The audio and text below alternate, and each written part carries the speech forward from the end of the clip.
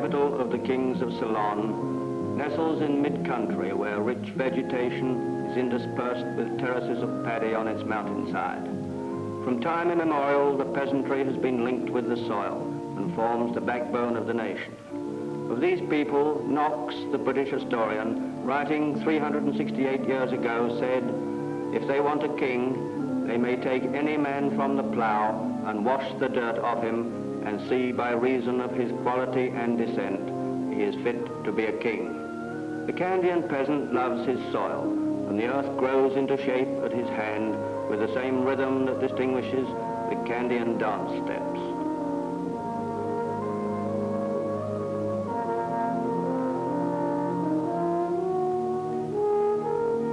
Pinioned on a rural hilltop with rock-hewn steps spiraling toward the sky is Kandy's most picturesque temple, Lanka, which means in Sinhalese, Jewel of Lanka, built in 1344 AD. So much indeed were Ceylon's arts and crafts bound up with the temples that the art of Ceylon became distinctively religious. Kandy. In green shadowed solitudes, this 575-year-old city rests in an amphitheater of hills.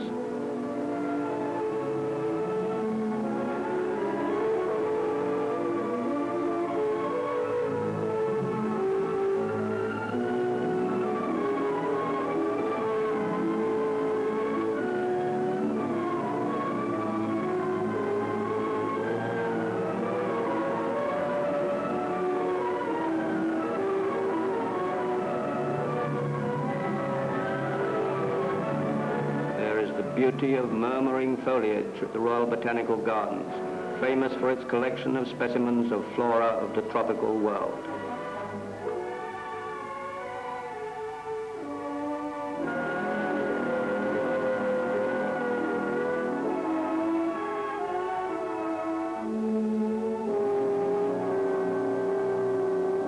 Giant cactus plants pierce the placid sky.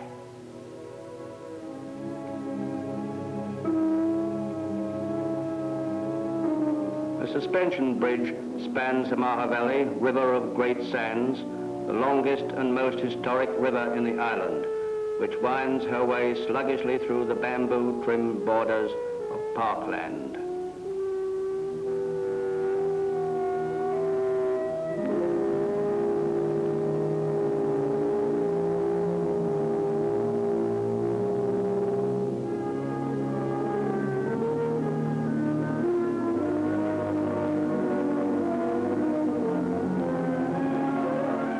Tallypot avenues, cathedrals of cabbage palm, vistas of bloom and leaf go past.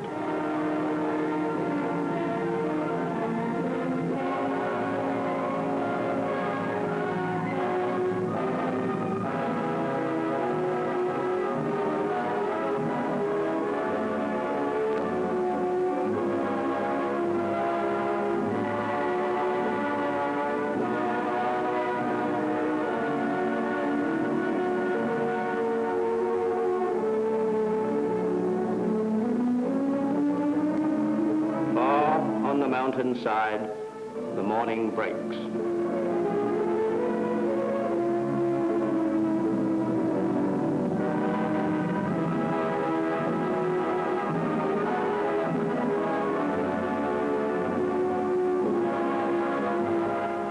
The river of great sands moves slowly in this upland valley by Kandy's side.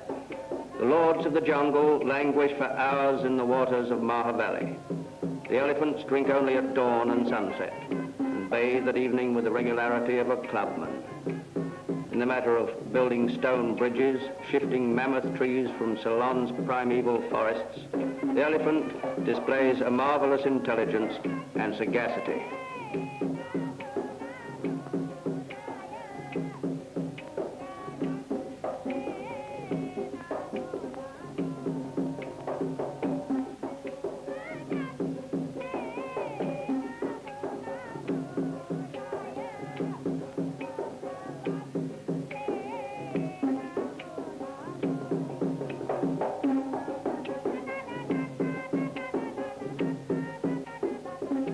The history of the arts and crafts of Ceylon is as old as the history of the island itself. These master craftsmen, hailing from traditional families of the 4 guilds of craftsmen, are engaged in the production of exquisite brassware utensils patterned with oriental motifs. The ancient art of the lacquer workers from Martley Hills is far famed. They use shellac beaten into delicate threads. Deft hands weave oriental patterns of color on wooden articles, and by application of warm palm leaf give them a brilliant finish.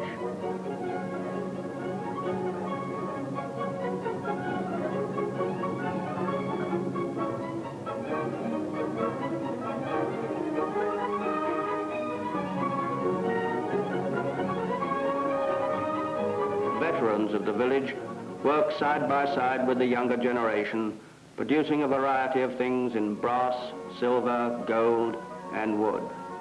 Their art is immediately concerned with the pattern of their lives, and was never divorced either from utility or from their great source of artistic inspiration, religion.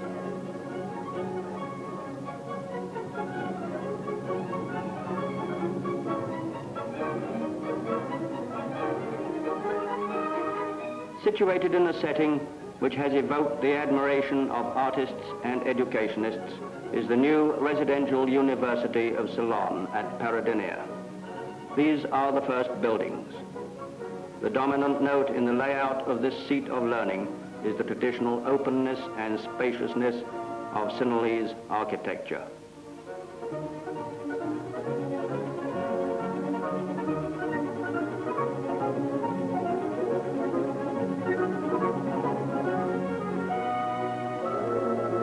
A new Ceylonese generation is being nurtured in this center of culture.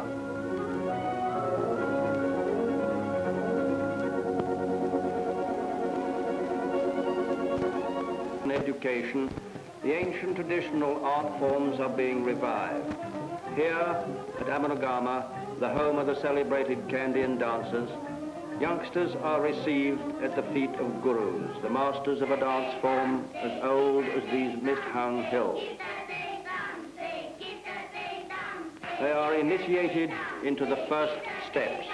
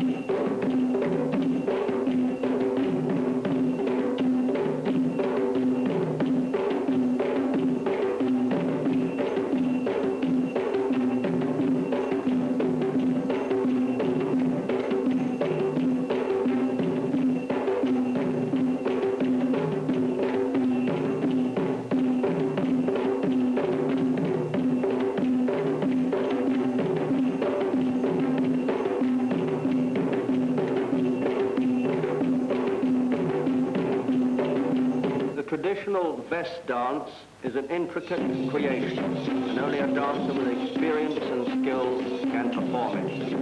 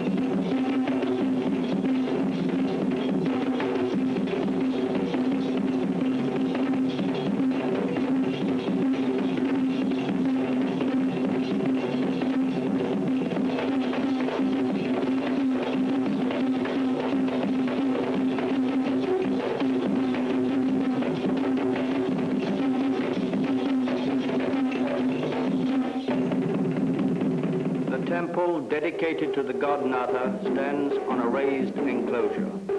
It is one of the earliest historical buildings in Kandy.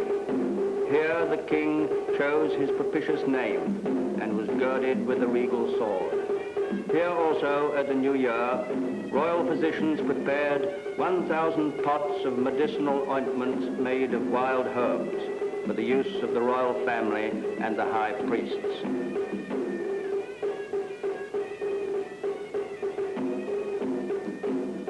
The Palace of the Tooth Relic, the chief temple in Ceylon, wherein is enshrined the left eye tooth of the Gautama Buddha.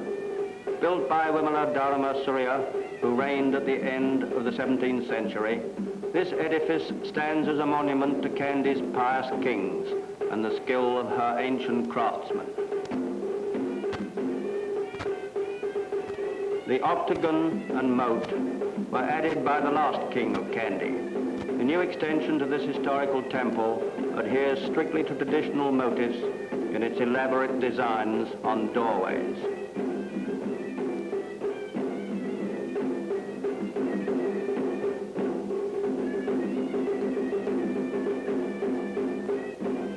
The Makara is an arch issuing from the mouth of a conventional lion's head into the mouth of Makara, a mythical monster.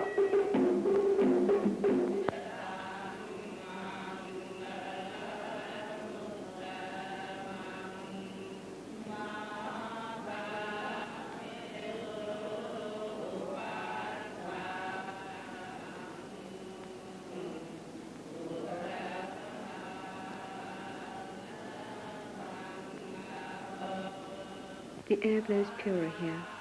My spirit turns to thee, to contemplate thy tranquility.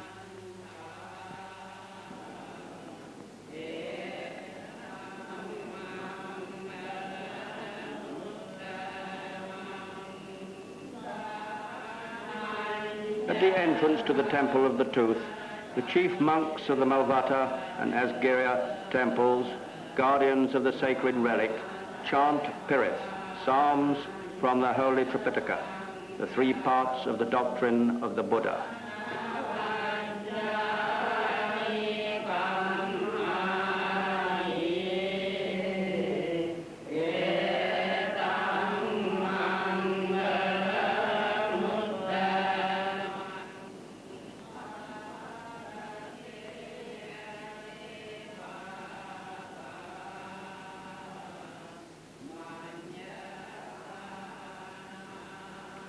Sweet-scented flowers, lotus, jasmine, rajapani, and sal, are offered by devout pilgrims before the austere Buddha cast in bronze.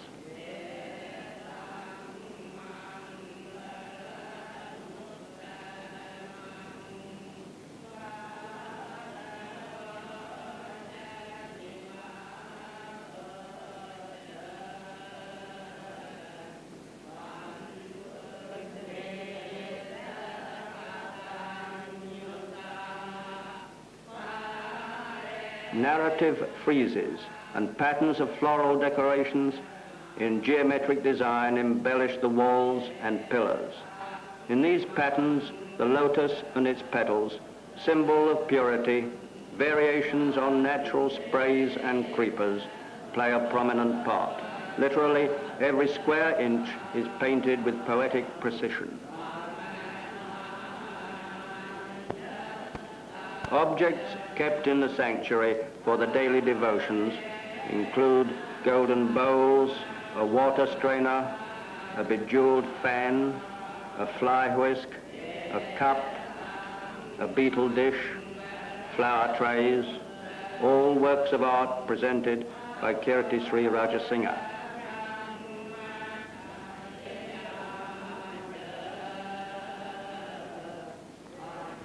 I honor with fragrant scent the fragrant body and mouth of him who is fragrant with boundless merit. Let me honor with a sweet wind-producing fan the receptacle of worship, honor, and service.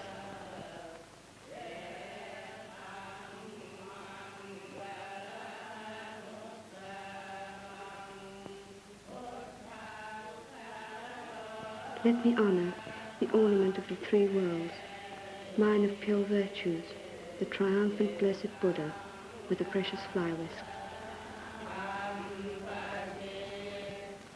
Of the temple is a priceless crystal Buddha. On the octagon is housed a vast and valuable Oriental library, a treasure trove of ancient palm leaf manuscripts in Sinhalese, Pali, and Sanskrit. Here you find some of the oldest manuscripts in Ola leaf, as well as the commentaries of the 5th century AD, elucidating the Buddhist canonical texts.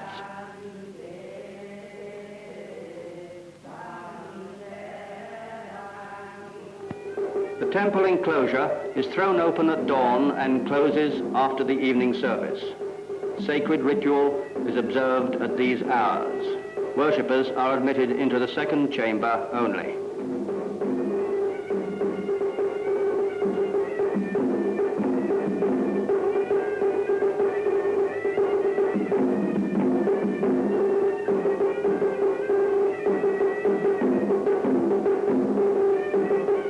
Here is the shrine of abode, where the sacred truth relic is kept within sealed doors.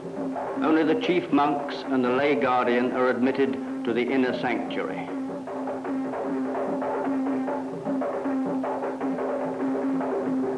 The monks pray. So long, O Blessed One, as thy religion stands in the world, may it receive abiding worship in compassion of the world. The sacred tooth is rarely exposed to view, and every August, under the Essela moon, the annual Parahera takes place as a national event in honor of it. Dancers prepare for the Parahera, put on their striking headdresses and elaborate armlets of intricate Kandyan design.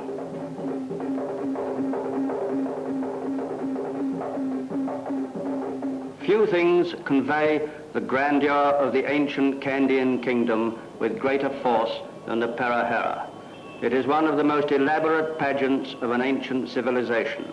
Every year people flock in thousands to watch this spectacle.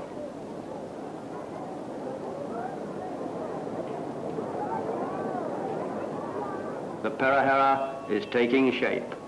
This is the giant tusker, chosen for the special task of carrying the Buddha relics encased in a golden casket.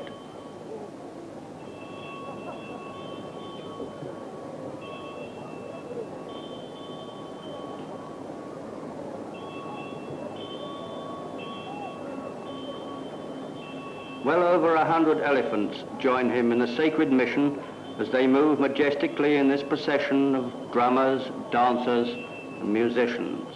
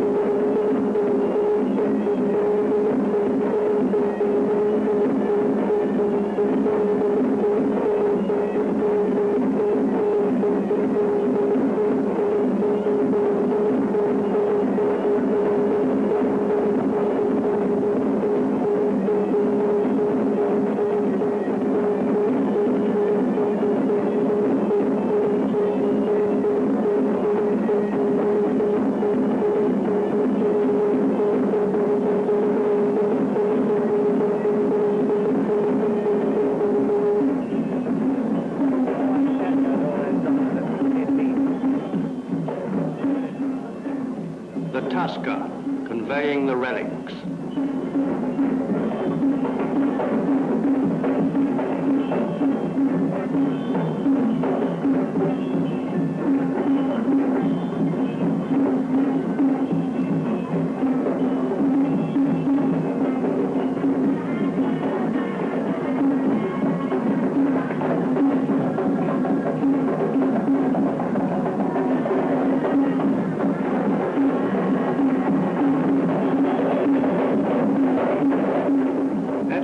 In the procession, the Kandyan chiefs with their attendant retinues walk solemnly.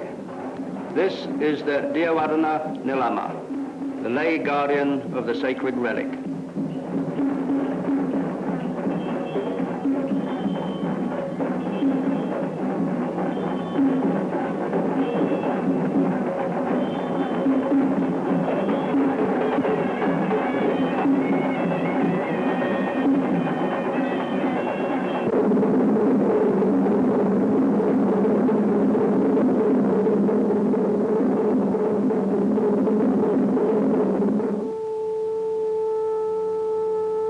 With the departure of the vast crowds that throng to see the Perahera, Kandy regains her usual calm.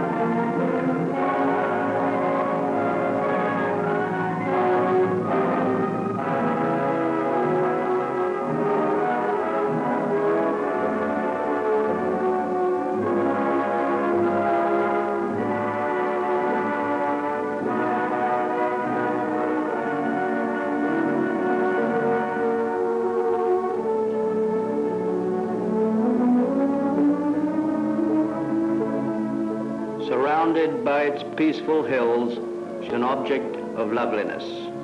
The lake stretches lazily at the feet of the green-clad mountain slopes. By its tranquil waters, one sees nature in her gayest, tenderest moods. Here she is, lavish with her most coveted gifts. Soft, cooling winds, wide, sunlit skies, the rich drapery of living green on the mountains, and the broad expanse of rippling water. To have seen Kandy once is to yearn to return to it again.